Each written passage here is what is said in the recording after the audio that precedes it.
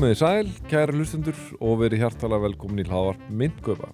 Í dag föstudagurinn 12. desember 2025 og Bitcoin í $92.393. Og hjá mér sestur Björn Haraldsson. Vertu blessaði Björn. Blessaði og sæl. Hvað segir gott þá? Já, ég segi bara ágætt. Þetta svo sem svolítið svona Groundhog Day að setjast hérna og heyra þig tala þetta verðið. Ég held að verðmiðin á meir og minna öllu sé svona meir og minna svo nákvæmlega sami. Já, ég skoðaði í morgun og það sem ég skoðaði á nokkru svona verði fyrir viku og núna, það var nánast það sama sko. Já.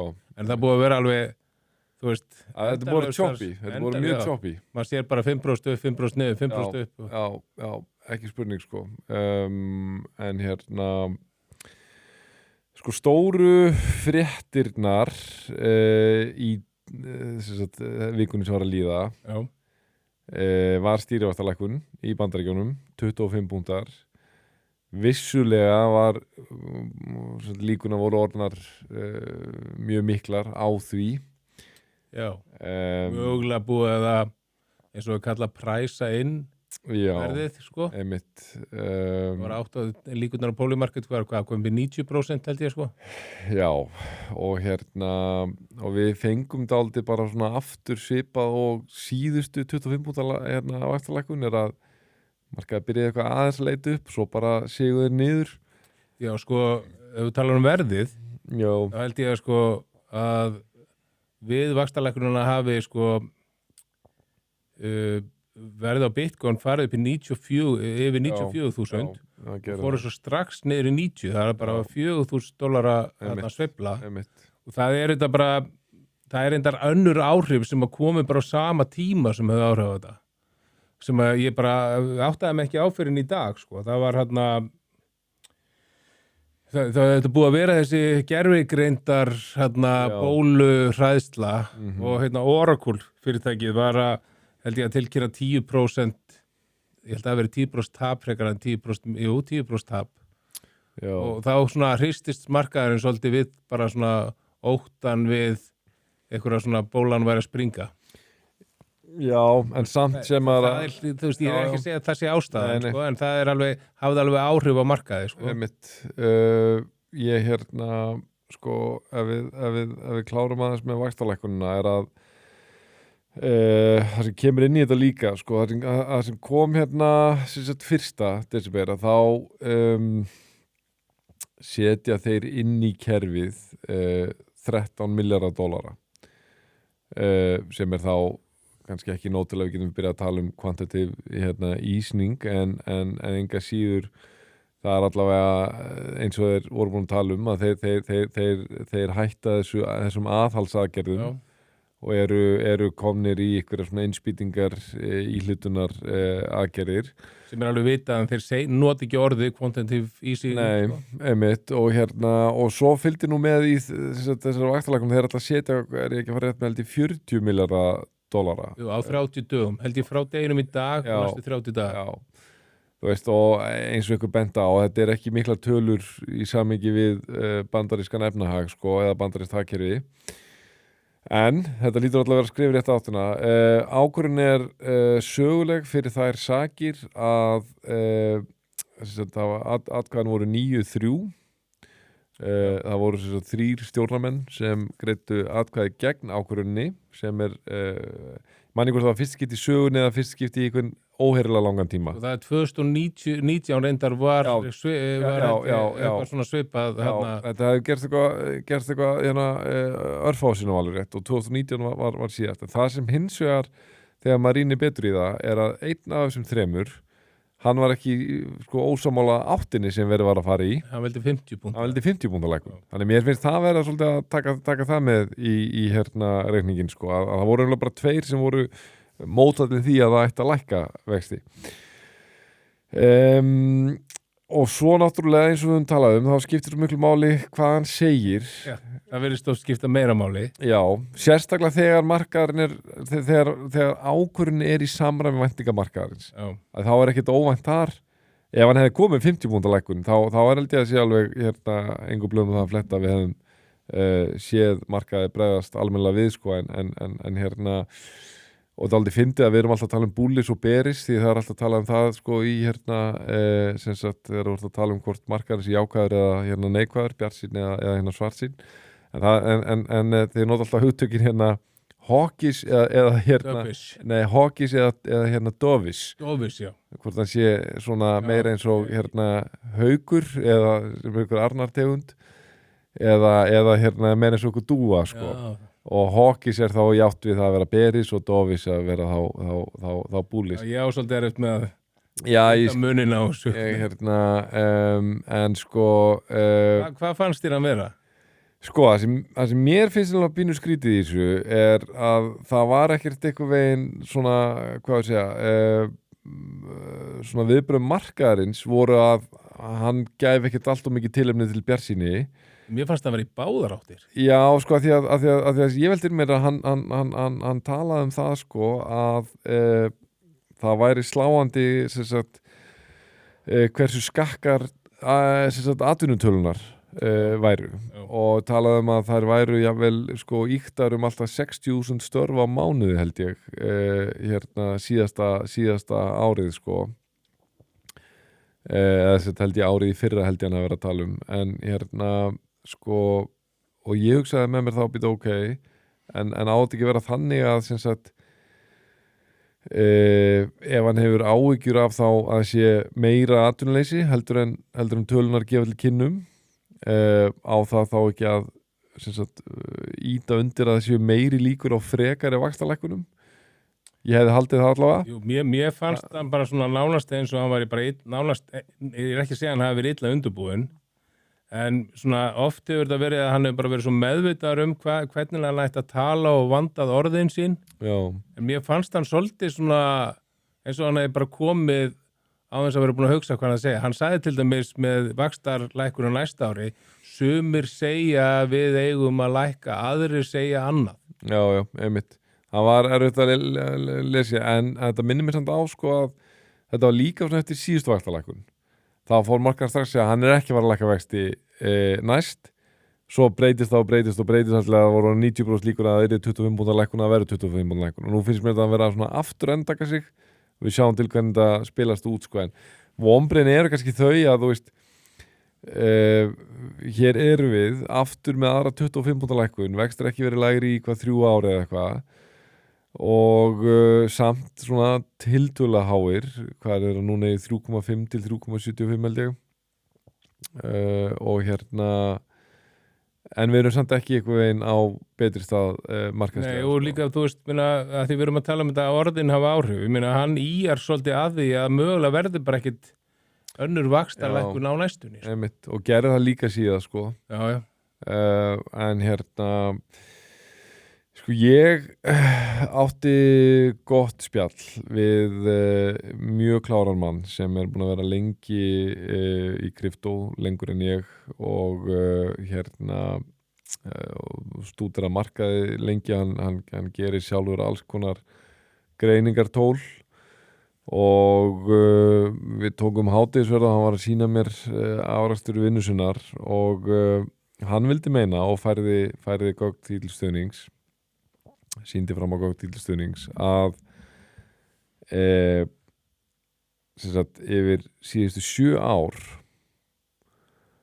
þá væri eða hvort það var síðustu 6 já, þetta var alltaf hérna tóna okkur árafjöldi þá var Bitcoin í megindráttum búið að fylgja S&P 500 með ótrúlegri nákvæmni, ótrúlega mikil fylgni miklu meiri fylgni heldur en við höfum hérna sem sagt heldur en fylgni við þessa sko teórísku 4 ára hringrás sem okkur hefur verið svo tíðrætt í þessu laðvarpi og hann jáframt vildi meina en aftur ég meina honum skjáttlast eins og hérna öðrum en ég þekkt hann að mann lengi hann er mjög naskur hann sagði það er engin gervigreindar bóla sem sagt það er ekkert hrun á mörkuðum í nánd þessi hræðsla hérna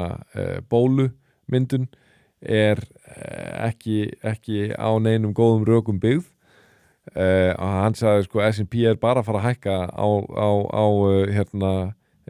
næstu árum og hann sagði ég sé ekki að sko koma einhver alvöru leiðréttingu S&P 500 fyrir en einhver tíma nálægt 2030. Ég teka fram, ég auðvitað bara að viðra hérna sjónamið frá einu manni út í bæ skiluru en hann var alltaf búin að vinna heilmikla vinnu í kringum þetta, mér fannst áhugavert. Ég alveg með sjónamið inni í þessa umræðu sko. Já. En þau skipt ekki máli núna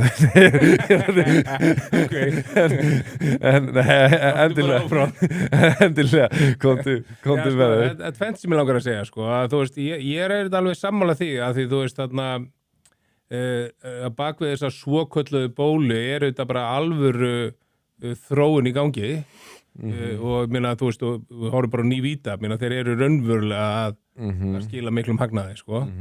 En auðvitað eitthvað svona eins og við kannski talaði einhver svona samningar á milli þar sem að þú veist Nývíta að borga OpenAI og OpenAI að borga eitthvað tilbaka, eitthvað svoleiði sko.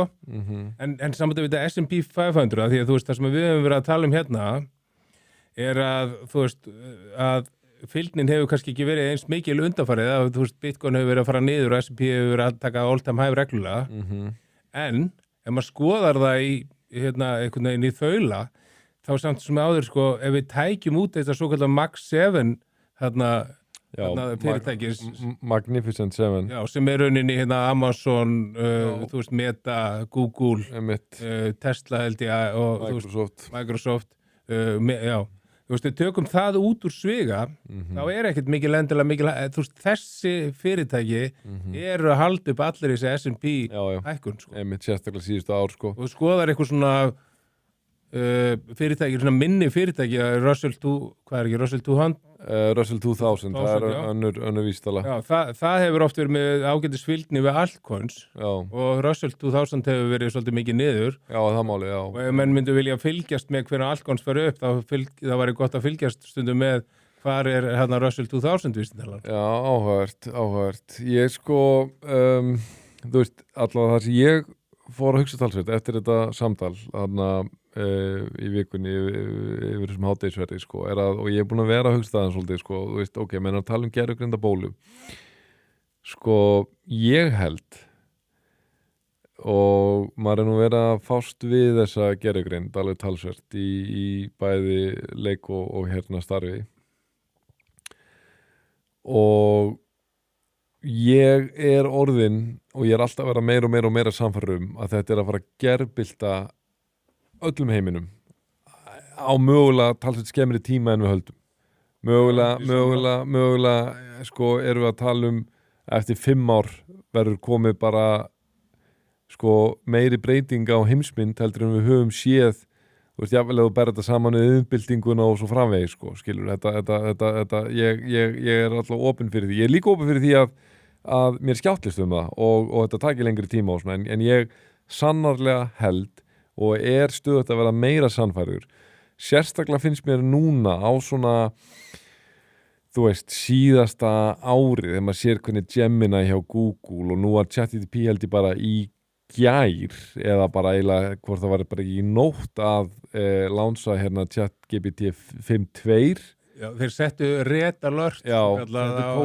Code Red, já að því að Gemini var að ná upp fleiri userum og fólk var að eyða meiri tíma og bara gæðin orðin miklu betri og hérna þannig að þú veist, og maður sér bara að því að ég held að þessi stærstu fyrirtæki í heimi, þau hafa lært bara svo mikið af sögunni, þú veist að við erum allar þessar sögur kóda, klæjandi að einhverjum digital myndum og eitthvað svona og svo bara verða irrelevant bara hérna og verðlust batteri bara á no time sko, þau eru búin að læra þessar sögu, þau vita bara þetta framtíðin og þegar maður sko fer að kynna sér fjármagnið sem verið að setja í þróun á gervigreind, þetta eru svo sturlaðar fjárhæðir annað líka, þegar þú skoðar mannaflan sem að fara í þetta að og hér kemur þetta aldrei inn á sko eitt sem ég held að sé alveg jável stærri hluti en maður átt að sé á að skýringur af hverju krypto búið að vera svo mikið vonbrigði að sko ef við tökum bara ára svo 2020-2021 og getur örugglega líka bara endilega tekið 2017 inn í þetta og ég vil fyrir það, þú veist Bitcoin og krypto var svona algjör sko byltingarkennd tækni og gervigreindin var til en hún var samt svo þú veist, svo skamt á við komin að það var ekki komið þetta svona þessi svakalega athygli sem hún var farin að soga. Núna bara þegar ég finn þegar maður talar við fólk sem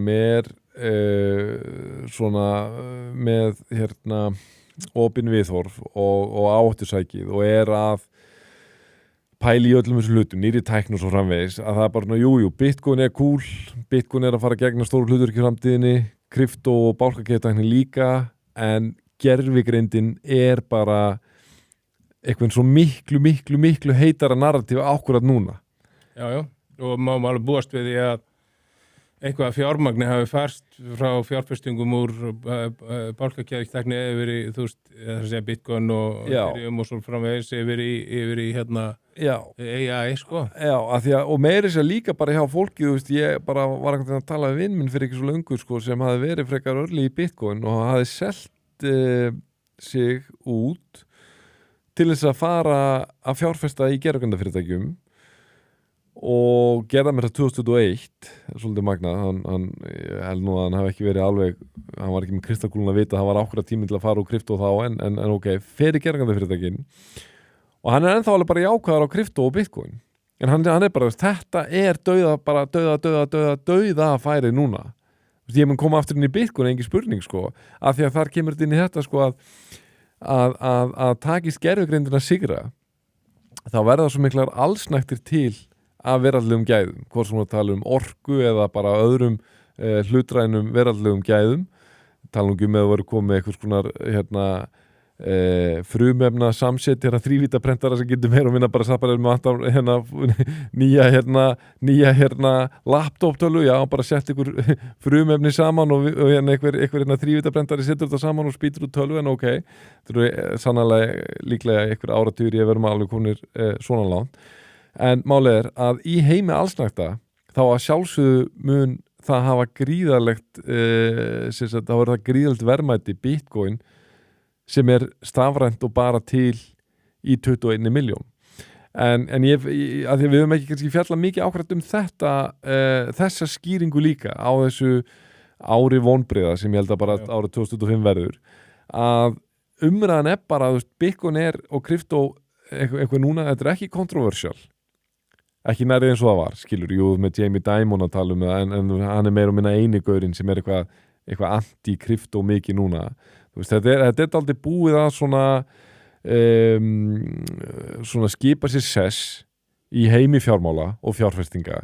Hver bankin á fætur öðrum, þú veist, Bank of America núna 50 stærsti banki Bandaríkjanna og þannig að sko, ég velti fyrir mér, ok, ætli þetta sé ekki nokkuð stór hlutaskýringunni af hverju krypto búið að vera svona mikið vonbrigði, að flæði fjármagns að renna svo rosalega mikið í gervigreind, hvort sem það bara þróun gervigreindatækni hjá fyrirtækjunum sjálfum eða fjárfestar að setja í auknum mæli peningana sína í að kaupa hlutafréf í þessum gervigreindarfyrirtækjum, en líka bara ekki síst sem við vitum að skiptir svo rosalegu máli, bara umræðan og athyglin miklu meira núna, miklu meira. Sko, ég held að, þú veist, þetta sé ekki aðalskýringin á hversi illa hefur gengið þetta árið í verðinu á rafmyntum. Ég held að sé meira að, þú veist, bara samdráttur og bara, þú veist, ég bara skoða það, vorum að ræða síðast eitthvað svona PMI-index, eitthvað, þú veist, að það örugglega búin að vera einn lengsti samdráttur bara í mjög langan tíma. Það örugglega, við sem vilja vera meina bara 3 ár sem búið að vera eitthvað svona samdráttur þar sem að það ekki að koma peningar í umferð. En samt S&P að ná nýjum. Já, en þú veist, það hluta til út af, þá komum við inn á það. Þessna ég sammála þér að að færa sig, margir að færa sig þarna yfir, af því eins og við rættum áðan, að þetta Max 7 heldur uppi S&P og þú veist, flest þau fyrirtæki sem eru þar, eða ekki bara öll, Tesla inni líka, þetta eru öll fyrirtæki að þróa eitthvað í gervigreind. Þess að þú veist, Amazon núna að koma með eitthvað chip til að keppa við Nvidia.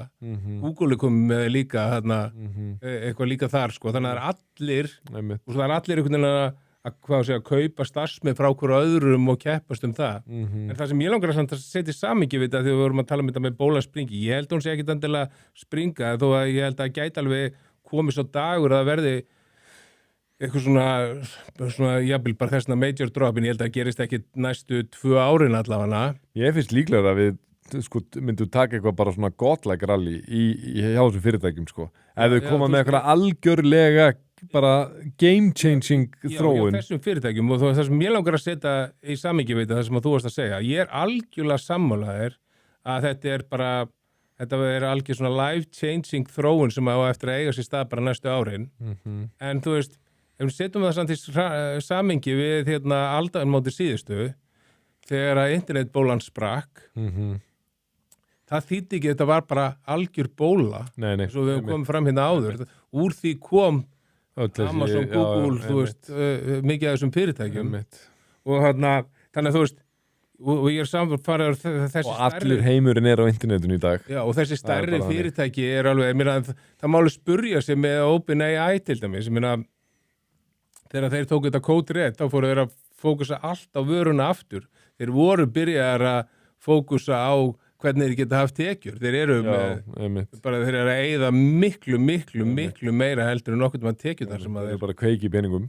En, þú veist, af góðra ástæðu. Já, ég myndi, þú veist, það er að meina, þú veist, og við erum bara að tala við fylgjumst kannski bara með þessum helstu fyrirtækjum. Við sáum AI, season nánast í vori, eða byrjun árs í krypto og flesta því, en svo er þetta sama með kryptóið. Þú veist, 90% verður að engu. Já, eflaust, sko. Gallir samt líka við krypto þessu ári, sko, einmitt, ef við tölum við, AI season í krypto, en þú veist, ef maður spyr sér bara strángheðalega, hvaða af þessum raunverulegu kryptoverkefnum sem voru að tengja sig við AI voru með einhverja alvöru AI virkni, gervigreindar virkni, sko. Nei, þeir sem voru kannski með gervigreindar virkni voru sumir bara tengdir ChatGPT, API og voru að nota ChatGPT til að geta búið til spjall við að gera eitthvað, sko. Einmitt, sko, þannig að þú veist, en ég er ekki nokkrum vafa það, þetta áttur að verða kombo í framtíðinni, bálkakeður og gervigreind, engin spurning. Það eru fullt af áhugaverðum hlutum, það er fullt af hlutum sem að hafa áhrif á bara efnahagslífið í allan sjórstörm, þannig að það er einhvern veginn í mjög hátíðni af nýútskröfum grunnháskólanemum sem að er ekki með störf, þetta eru þeir sem missa störf einna fyrst sem að gervigreindin að taka yfir. En svo er ég var að hlusta á mjög skemmtilegt podcast í morgun sem að það hafi verið að vera að nota allir gervigreindarlausnir til að treyta bæði krypto og hlutabréf. Og láta, og mér svo þú veist, í seinni tilhjónu þá voruð mér að fylgjast með hverju öðrum hvernig það var að gera á okkur fleið, sko. Þá sér maður hvernig það sveiflast mikið.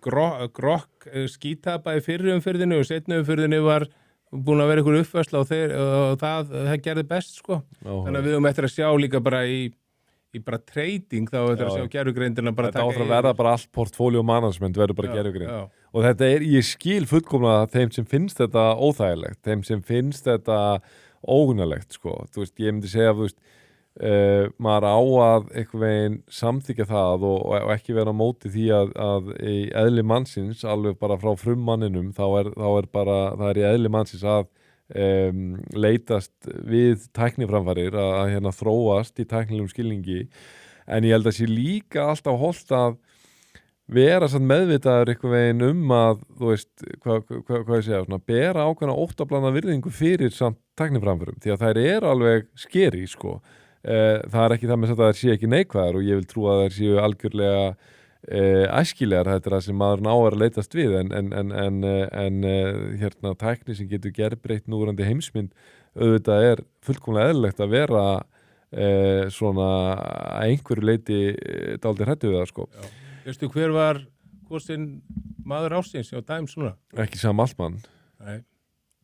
Það var bara hinn almenni gervigreindar starfsmaður fyrirtækjana. Já, áhugavert. Wow. Já, einmitt. Sko, mér langar ræðum nokkur fleiri atriði. Ég mér langar að byrja kannski aðeins meira á strategy.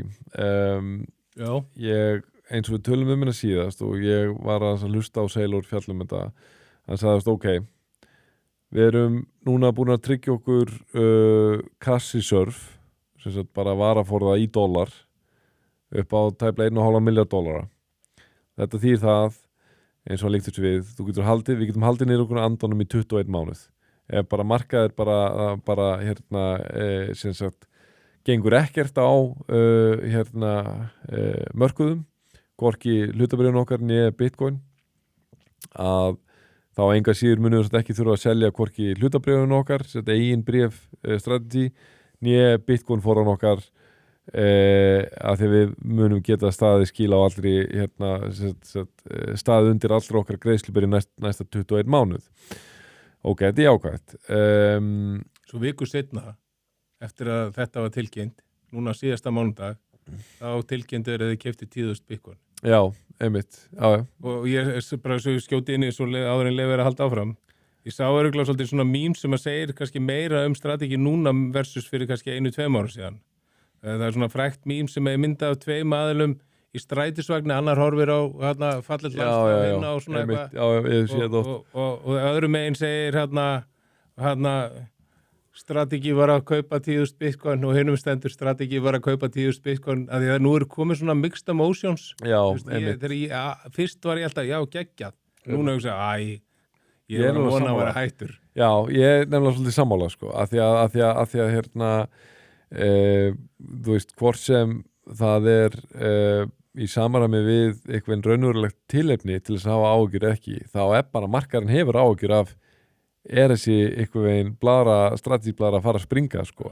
Og hann eitthvað bara, það sem hann gerir alltaf er að, þú veist, það er að vera að kalla þetta, má ekki aðeins minnka loftið í blöðrunni, sko, hann heldur alltaf áfram að blása, sko. En ok.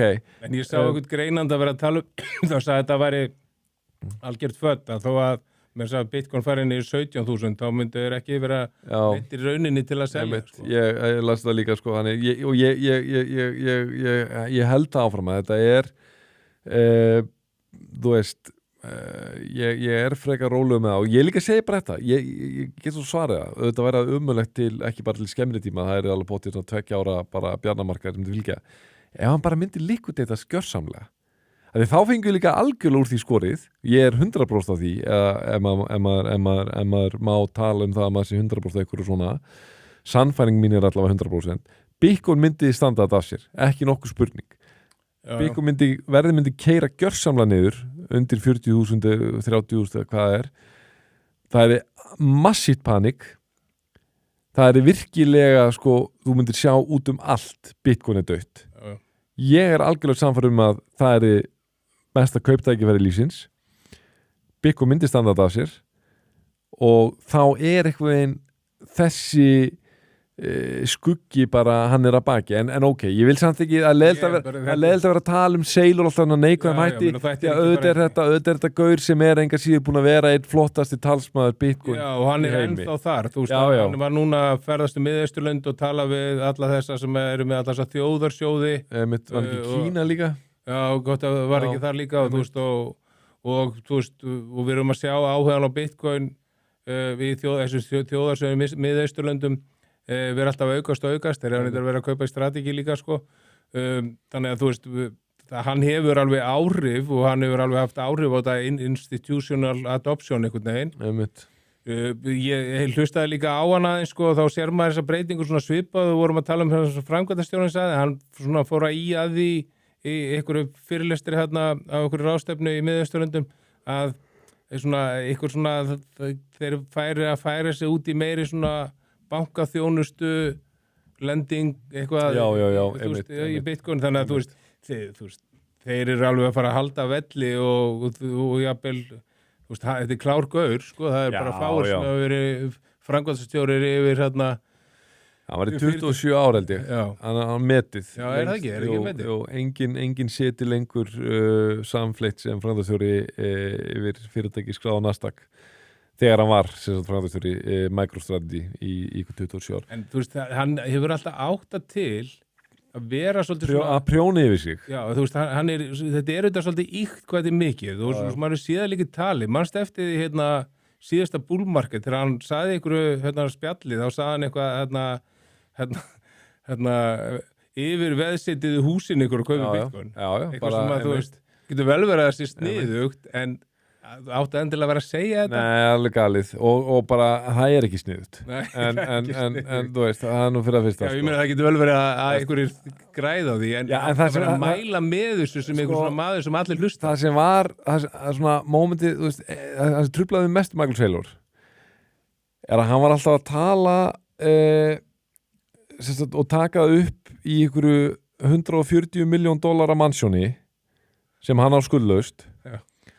Allt einhvern mahóni lagt með einhverjum collectables einhverjum skipum, þú veist 400 ára, þú veist þetta skilurðu og hann var alltaf að segja það sem allir er að gera seljið bara allar eignir ykkar og kaupið Bitcoin og maður bara svona hann segja ok, ef þeir eru með rekstur sem að einhverjum ástæðum eitthvað þykir mjög væntum fjölskyldurekstur, bakari sem fjölskyldur, ok, ég skil það sem gerir þá er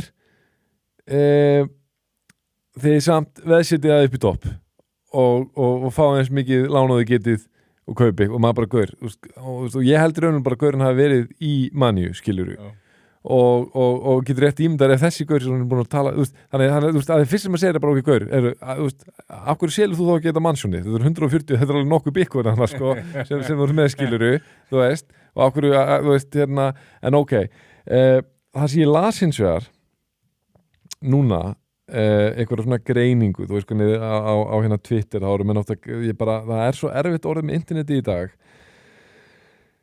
að það er svo mikið af falsupplýsingum og þótt gervigreindi sé orðin öflug þá er heldur ekkert hægt að treysta henni þegar maður er að biðja hann að sannreina einhverjar upplýsingar því að for all you know getur hún verið að grípa bara sama Twitter þráð og segja já þetta er rétt eða hvað er en ég las allavega eitthvað svona frekar ítarlegan þráð á Twitter það að JP Morgan vinur okkar, Jamie Dimon þeir séu núna með einhverja risavaxna skorstuðu á Strategy og menn er að líka þessu umfangi við bara eitthvað svona GameStop skala ég bara veit ekki alveg hvort ég geti trúað í ljósið þess að JP Morgan er stærsti bankin í Bandaríkjunum með eitthvað trilljónir í asset þannig að en þráðurinn gekk alltaf út á það að ef Strategy væri að fara að rallja eitthvað alveg galið að það geti verið bara katastrófist fyrir JP Morgan ég teka fram svo bara svo ég gleymi ekki ég á mjög erfitt með að trú ég gerir mjög mikla fyrirvara við þetta bæði að þeir séu með þessari skorstöðu og sérstaklega ég tel það eiginlega ég neita að kaupa það að þetta myndi hafa einhver katastrófisk áhrif á JP Morgan sem er með eitthvað þetta er slíkur risi too big to fail segja þeir en segja þeir hrunnu líka en hefur eitthvað lesið þetta, veistu eitthvað þetta? Þú veist þetta kemur mér reyndar ekkit óvart við vorum að ræða það síðast þetta með JP Morgan og sérstaklega væru sennilega í svolítið svona baráttu þeir eru ykkur anti-kryptoherferð og sem að svona kannski passar inn í þær pælingar að það sem ég var ekki búin að sjá þá og búin að sjá síðan að rauninni áður en til dæmis Vanguard kemur með það að þeir ætla að fara að bjóða upp á ETF og svo framvegis þá voru gögnum það að JP Morgan Vanguard og okkur fleiri svona stóri aðilar væri búin að selja allt sitt í Strategy sem þeir voru fjárfestar í Strategy áhugavert og maður velti fyrir hluta til geti ég trú að þetta sé bara svona árás á kryptóunaðinn Mér finnst mjög áhugavert að þeir hafi yfir höfuð verið hlutafar í Strategy Já, en þetta, svo hugsaði ég líka Þeir eru kannski bara hlutafar í öllu Strategy að mörgu leyti er ákveðin samkeppni við kaupallarsjóði Já, það bara ekki spurning. Áður en menn gáttu farið inn í kauphallarsjóði, ekki spurning. Þá til þess að geta fjárfest í Bitcoin, þá voru þeir að fjárfesta í strategi. Og þetta eru, þessir aðalega, gott að BlackRock var ekki líka að selja í strategi, sko, að þeir eru, hverjir myndi græða mest á að strategi fara á markaðunum, það eru reyni þeir sem eru að kauphallarsjóðunir. Það eru kryptosjóður, ekki spurning, Bitcoin sjóður. Sko, ég reyndar að tegla tilbaka þegar ég segi sko að JP Morgan sé búið ykkur anti-kryptovegferð. Þeir eru fyrst og næst í anti-Bitcoin-vegferð. Því að Jamie Dimon meiri sé að sko núna fyrir skömmu síðan þá fór hann reyndar fögrum orðum bálkakeðutæknina og hefur alveg gert það nokkur sinnum sko. Hann hefur talað bálkakeðutæknin sem komið til að vera að sé allskins gagnhægt að hafa henni og svo framvegis sko. Hann bara hatar Bitcoin. Það það sem hann gerir. En ok, hérna ég veist ekki að þú sett með eitthvað til að hérna tala um. Mér eitt annað sem mér langar að ræða. Og það í kjölfar þess að ég var að skoða í gær í fæltinu einhverja meldingu í Síman að sem sagt American Bitcoin með hérna tikkarinn ABTC á Nasdaq sem sem sagt þetta Bitcoin fyrirtæki Trump eitt af þessum Trump fjölskyldufyrirtækjum og þetta á í mining, Bitcoin mining og líka bara Bitcoin svona treasury play líka sko. Þetta 80% niður síðustu 3 mánuði. 80%. Að hluta til skýrist það vegna þess að þetta var einhverja kvaðir á hlutum að þeir gátt ekki selt í einhvern tíma og svo voru þeir að fá, sá gluggi var að opnast og þeir voru að rössug út en enga síður bara algjörlega sláandi og ég fór bara að hugsa nú árið að líða hvernig hefur Trump staðið sig gagvart kryptó, gagvart Bitcoin því að sannarlega skorti ekki stór orðin hjá honum og eitt er þessi Trump fyrirtæki sko, þessi Trump verkefni skulum við segja, þessi Trump crypto projects Já, ég skilja okkur að segja verkefni og veist, byrjum bara á Trump mýmkoninu disaster já, þú veist við hverju öðrum að búast sko já, ok en allavega búið að spila stræðalót og Liberty Financial en þá alveg klárlega hérna þú veist, því að markanatúr búin að vera niðri, þannig að ég alls ekki að afskrifa þetta, ég ætla bara að segja til þessa spilast mjög út má vel vera að þetta verði risaverkefni eftir ykkur ár ég bara algjörlega opið fyrir því en það ekki hægt að segja annað en að svo stöddu búið spilast mjög út og allt alveg sko náttúrulega bara í engu samræmi við væntingar sem þeir voru sérstaklega að íta undir CRO Treasury fyrirtækið sem að vísu ekki ennþá starra, það gert ráð fyrir að taki til starfa verðu upp en running á fyrsta árfjórungi á hérna næsta ári ekki búið að spilast vel út kom inn í að sér orði 15 það í 10 núna aftur út sagt að allur markaðurinn niður hann að bara haldist í hendu markaðin en ég minna fór í 40 cent og svo svo ertu með American Bitcoin 80% niður á síðustu 3 mánuðum þetta mér stæla mest sláandi að því þú veist hitt væri svo auðvelt að fara í já, þú getur sagt að bara markaðurinn svona Trump-coin, við getum bara tekið eitthvað meme-coinir sem eru bara öll endalust niður og þú veist, ég sammála þar var líka bara græðki því að tokenomics í Trump-coin var skelfilegt sko. en það American Bitcoin þessna fór ég að pæla svona í þessu en þú veistu einhvað hvað það er í samanburðu við til dæmis þess að mænara fyrirtækir ég skoðaði ekki sko en þau eru öll þau eru eitthvað niður þú getur hins vegar sagt að síðustu ég held að sé 3 mánuði allavega var ég var að skoða þetta árið fórum í þáttinni, ég var að skoða strategy og það var einhver af þessum parametrum hvort það var á þessu árið eða síðustu 12 mánuðir sem nokkuð sami tímarami eða hvort það var hreinlega síðustu 3 mánuðir ég ekki frá því að hafi ángur síðustu 3 mánuðir þá Strati 60% niður. Já, þeir eru allan að 60% niður frá hæstu hæðum með eitthvað, sko. Já, og það meikar sens síðustu 3 mánuði því að þú veist, það er alltaf að fara í hæstu hæðir þegar Bitcoin fór í hæstu hæðir hana. Ok, þannig að þú veist, að ef þú vilt meða við það, þá getur sagt, ok, það er eðlilegt að American Bitcoin sé sveiflukendara, meira volatility, og ergo að ef Strati verið 60% niður, þá er eðlilegt að fara meira niður. Ég veit það ekki. Punktur minn er bara þessi. Enginn af þessu verkefnum hafa spilast vel út á þessu ári. Aftur út sagt, markaðurinn bara hefur ekki spilast vel út, punktur. En sko, þá er næsta spurning sem ég með til þín, sko. Og ég er búin að spyrja það bæði sjálf mig og aðra svona í mínu netverki svo oft að ég verða bara heilig. Ég man ekki hvort ég hef spurt það þessu í þessu hlaðvarpi, en ég spyr þá bara aftur, af því að þetta er alltaf dýnamíst markaðurinn. Hvernig finnst þér Trump hafa staðið til þessa? Ertu að tala þá pólitískt eða... Krypto, sérstaklega. Já, annars erum við að fara að tala inn í 3 tíma, sko. Já, þú veist, hann hefur... Hef ég spurt þér að þessu ári? Ég held ekki. Ég held ekki. Ég ætla að þú skiptir svo í tvennt svarinu. Þú veist, það er annars var pólitískt, menn að það var engin spurning. Hann hefur gert meira heldur en nokkur forseti sem hefði getað komið til valda núna í að bara... að liðka að reglugjörnum komað í svona jákvæðum kryptómönnum á staðan, líka við nánast eins og hann bara valið kryptómenn í öll sætin. Bara allt stjórnkerfið sem varðar kryptó er pró-kryptó. Og það líka við að segja bara, það er ekki nánast eins og að sé bara þegar þú kíkir á, tekur umsóknirnar og fara að ráða þessar stöður, að þá bara það verður að vera eitthvað kryptó í því. Ég meina, nú er verið að tala um að það sé 75-85% líkur fyrir ekki að ég skipta þessum umræflinu. Kevin Hassett verið í seðlabankastjóri. Hann var ráðgjafi við Coinbase. Já, einmitt, ég var að skoða þetta líka. Það er rosalega að fá hann. Þannig að þú veist... Það er rosalega að fá hann sem seðlabankastjóri Bandaríkjunum.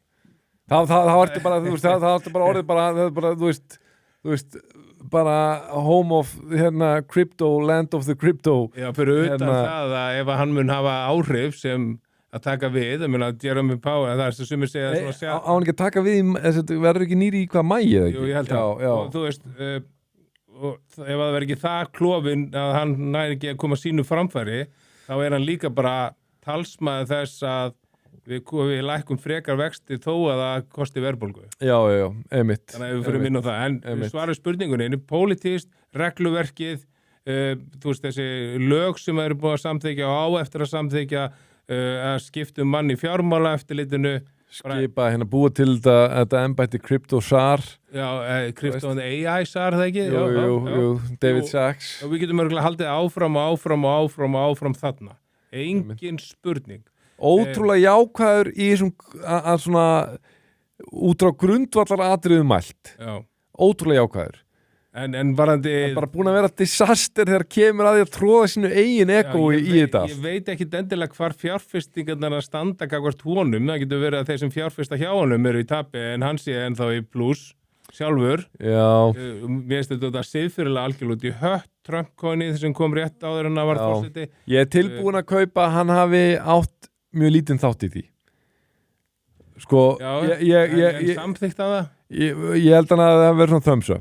En þú veist, ég er tilbúin að sko segja bóki, það var, þú veist, en ok, en hitt demokratar geta auðveldlega komið með gagnrýni á það að hann sé að hagnast á því sjálfur persónulega hans fyrirtæki að vera liðka fyrir regluverkinu.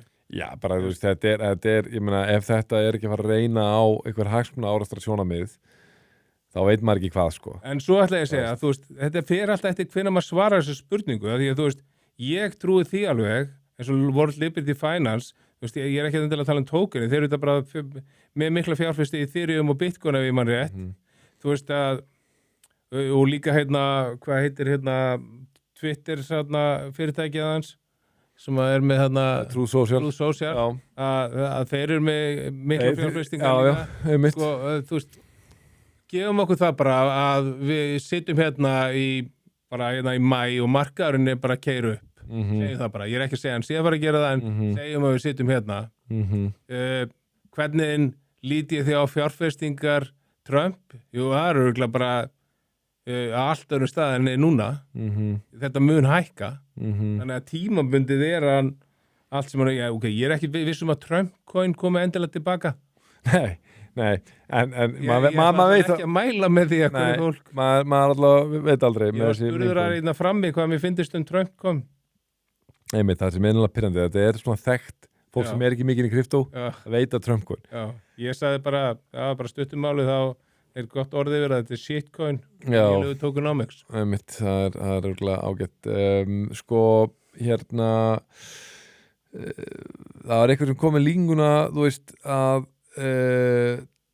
svona innkoma Trumps í kryptó þetta er eins og ímyndur að þú væri með barn sem sko er hugfangi af skák og það er bara 30 ára og það bara vill ekki gera neitt annað en tefla og líkingin þá að sko barnið samfélagið og skák hérna kryptó bara þetta bara samfélagið að fara til einhversi kryptó og þetta bara það að fara að gleypa þessa tækni sko og svo kemur einhver sko og bara hérna já ég ætla sko að hérna einmitt bara barnið verður bara skák meistari skilur stórmeistari og hérna ég ætla bara að tróða skák í það bara við öll tilefni og þú fattar kannski ekki bara þú veist það hefði mögulega verið bara nóga bara, einmitt, ekki vera anti-skák, skiluru, taktu það bara fram að þú styðir skákina og láttu barnið svolítið bara að vera að tefla, sko. Þú þarft ekki að vera að tróða skák í það öllum stundum, sko, það að sjálfstæð, en hættan svo að ef þú ert ómikið að þú gætir tekið, sko, þetta barn sem að öðrum kosti bara að fara að drekka sér hella sér í skákina, þú gætir láta að fá ógeða þessu. Þú veist, þetta ágætis líking að ég ekki að segja að ég hafi miklar ágjur að þessu en ég sé eitthvað scenarió sérstaklega ef hann heldur áfram að tilkynna fleiri og fleiri kryptóverkefni hann þetta búin að eigna sér kryptó hann sagðist að fundu upp NFT spældi því, en sko þú veist, þar sem hérna það sem ég hefði ágjur af ef þetta bara heldur að bara nú að koma þetta og það er bara fólk að bara þetta allt einhver multi-billion-dollar verkefni fjölskyldan að stórgræða á þessu bara við þurfum að fara að gera eitthvað í þessu setja eitthvað að skýra reglur hagsmuna árekstrar ef það ekki til nú þegar en þú fattar hvað að fara það er eins og svona smá ágraf en gott og vel, þetta bara svona það sem ég vildi ég vildi að fjalla MicroStrategy og Trump og auðvitað stýrivextina en hérna en þú nú alltaf að liggja yfir ykkur fréttum hvað svona fréttnæmt? Ég held að við höfum glemt því þegar við vorum að tala fjárfestingabankana Vanguard og svo vorum við að tala Bank of America ég held að meira segja að ég hef farið rétt með að Charles Schwab hafi líka komið inn á þessum tíma og svo var einhver frétt einhvern PNC banka sem var að semja við Coinbase að bjóða á sínum klæðendum upp á þannig að það er alltaf eitthvað meira og meira þannig að gera aðeins að við þurfum að ræða það mér langaði aðeins bara að því við höfum verið að taka alltaf smá tíma bara í þessa pælingu með komið bermarkað út frá halving eða þetta svona business cycle það svona nokkri punktar mér finnst fleiri og fleiri ég var að hlusta á Ben Cowen sem búin að hafa rosalega mikið rétt fyrir þessu ári sem var svolítið í að því var bermarkað en hann samt var líkur lítið í að því að það kemur búlmarkaður á næsta ári þannig ég veit ekki alveg hvor megin hann var hvað það var það sko það er alltaf fleiri og fleiri að tala bara þetta halving sko en svo var í gær, þá var Ralph Pal að tala á Breakpoint, Solana Breakpoint í Abu Dhabi og þar var hann með þessar business cycle glæru sína sem ég vitnaði hefði verið á Súi ráðstefnu fyrir 2 árum síðan eða eitthvað svoleiðis sko og það sem hann vildi meina þú veist að ein af ástæðunum fyrir því að við varum að sjá lengra tímabil væri rauninni að þú veist þessi svona svokallega likvidi svona peningar í umferð og þú veist og svo framvegist að það sem hefði alltaf verið 4 ár væri komið upp í 5,4 ár þannig að við sæjum fram að markaður væri að keyra upp á næsta ári hann hefði þetta verið gagnrýndur fyrir að það minnist engin lengur á bananasónið hans sko. En Held í þægilegt að bara, ég meina þetta er 4 ringra svo þetta er núna 5,4 hann sagði það svo ekki fyrir 2 mánuðum jú, hann sagði svo sem að þetta gæti verið lengra styttra og svo framvegis mér varst þetta áhugaverð hvað hann var kokki einhvern veginn, að því að hann sagði, já, svo eru menn að segja að við munum ekki sjá aftur Alcon Rally, við erum 100% að fara að sjá Alcon Rally og Bananazone, sagði hann, sko, að því að það bara, þegar markaðar peningar fari inn á markaðar allt fyrir umferð, þá mun allt keyra upp, þó að menn sé að segja núna það er svo mikið að myndum, það er svo mikið að þessu, þannig að ef þú vilt trúa og hlusta á þá sem að gefa þau trúna, þá hlustar á þetta, sko? Ég sammálónum með mikilvægum fyrirvörum að ég sé ekki allt sem allt rasli gerir og ég sé heldur ekki jafn æðisgengnar hækkanir. Nei. En eitt sem ég hugsaði myndi halfing áhrif og það er svona, þú veist, ef við tökum verðbólguna, þú veist, út frá hérna nýju Bitcoin umferð, ég held að hún sé komin í 0,82% í Bitcoin. Þetta er inflationið. Já, inflationið, já. Að verðbólga er alveg hárrétt þýðing, sko, en bara því að það inflation rate rauninni. Já, það hversu mikið nýtt magn er að koma. Já, það er 8,2%, 0,82%. Á meðan í gulli er það 1,5%. Það er pottið að fara að aukast í gulli núna. Þegar unsan er búin að hækka svona mikið, það er 100% að fyrirtækin sem er að grafa gulli er að fara að grafa hraðar upp. Það bara er enginn að fara að segja mér neitt annað. Því að Bitcoin er eina eign í heiminum þar sem eftirspurnin hefur ekki áhrif á frambóðið. Hún sér að aukna eftirspurnin til gulli og það er örugt mál að það mun auka frambóðið líka. Einhver sagði með þetta, ef að við erum komin í 0,82%, heldur virkilega að þá halfing hafi raunverulega svo mikil áhrif á verðið. Þá sleppir að rauninni sálfræði hlutanum við það, sko. Já, einmitt, sko. Getur verið að XRP sem er 0%? Nei, það er algjörð geta. Ég sagði við mig að vera í 0%. Já, nei, þeir eru alltaf að dæla út. Já, er það ekki? Hverju mánuð held ég. Það getur ekki alltaf treyst gerfugrindinni. Nei, ég meina að sér það, bara í umferðir eitthvað 57-8 miljardar og ekki umferðir 42 eða eitthvað. Hins vegar fær XRP mjög oft ósakjarna gagnrýni á sig að þeir séu með svo hræðilega slæm, sem sagt tokenomics, með mörg önnur, sér bara svo SUI sem eru koma miklu verið út, heldur þeir, sko, og mörg önnur verkefni, sko, hérna önnur token. Aftur minnist ég þess núna að við erum ekkert búin að ávarpa fílinn í herbygginu og það er svo mengin fíl í þín tilviki, aftur ert þú 5-5. Ég ætla bara að taka fram hér og það verður ekki rætt meira þetta í desember og ástæðan er einföld. Það er gríðarleg keyrsla í gangi hjá myndköpum og það verður mjög gaman að segja meira frá afrakstri þeirra keyrslu þegar það liggur fyrir en hérna sem sagt þanga til verður bara látið nægja að við erum allir 5 að vinna langt fram eftir og það er bara ekki raunhæft að fyrir mig að vera að mæta klukkan 6 en þú eins vegar mættir alla dagana og hvað 4-5 varstu 2 tíma.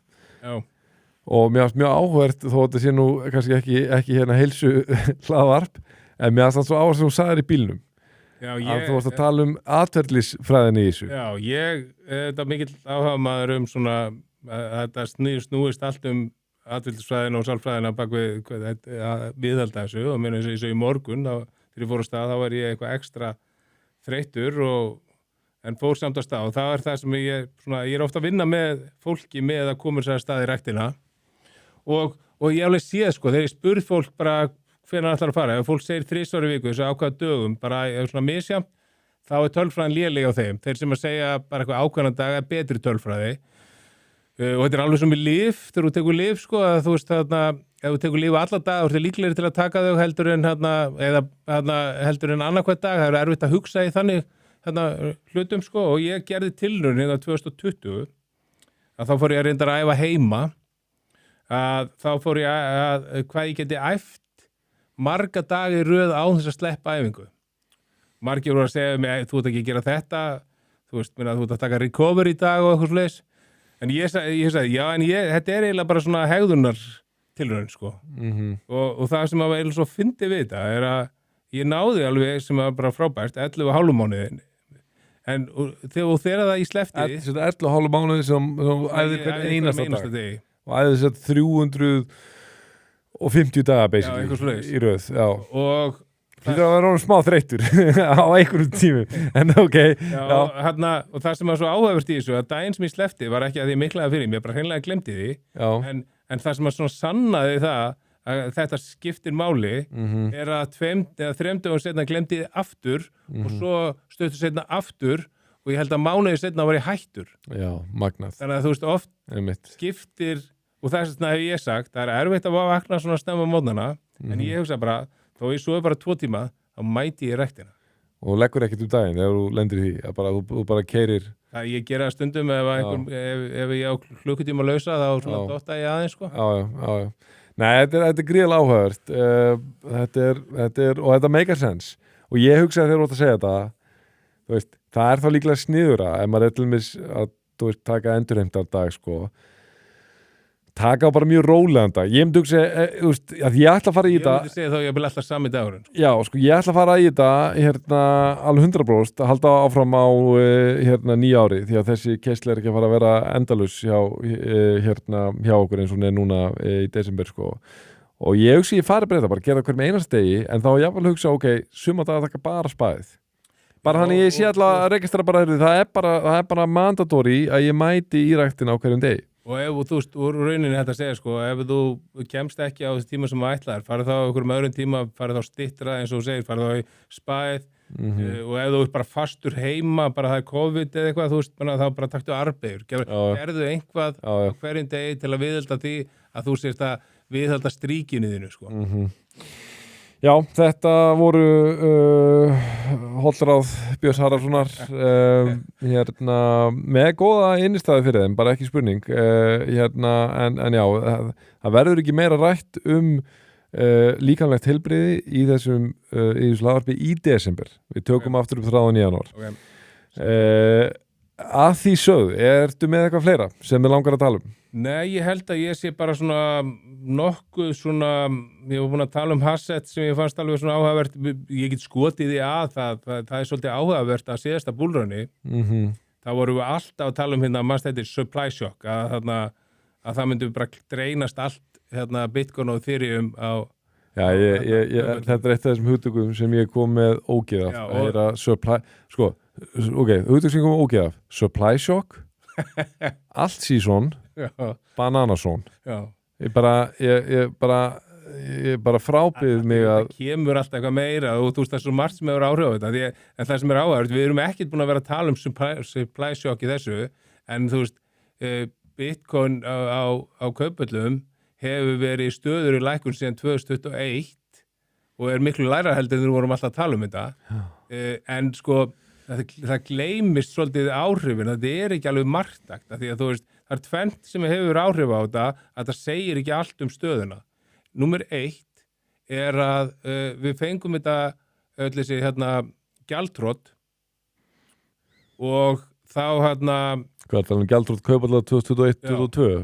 Þá byrjaði þetta að fara niður sko, alvöru og það gerði það bara verkum að fleiri keyptu sér bara köld veski og eitthvað svona færði þetta á betri stað og eitthvað svoleið sko og svo eru kaupallarsjóðunir, þeir eru ekki að gefa þetta á kaupallum sko, það er ekki þess að tölunar á kaupallum, þannig að þetta segir ekkit endilega hvað er til sölu og hvað er í umferð.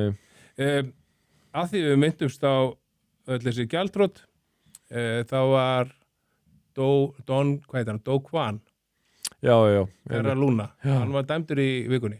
Já, í lífstíða fangilsi var ekki. Það var ekki 15 ára fangilsi. Já, 15 ára, alveg, það var rosalega langt sko.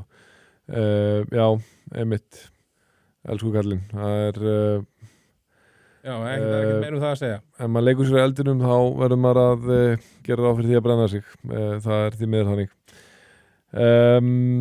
Ok, ég þakka bara kærlega fyrir spjallið Björn og við vonandi verðum með ekki alveg fastir í nákvæmlega sömu tölum eftir viku. Það verður kannski Santa Rally bara næsta heiti. Ég leiði mér að efast um það, en ég útilokaði ekki. Ég þakka ykkur, kæru hlustundur, fyrir hlustununa og áhorfið og við heyrumst og sjáumst aftur af vikuliðinni. Þangað til næst, verið sæl.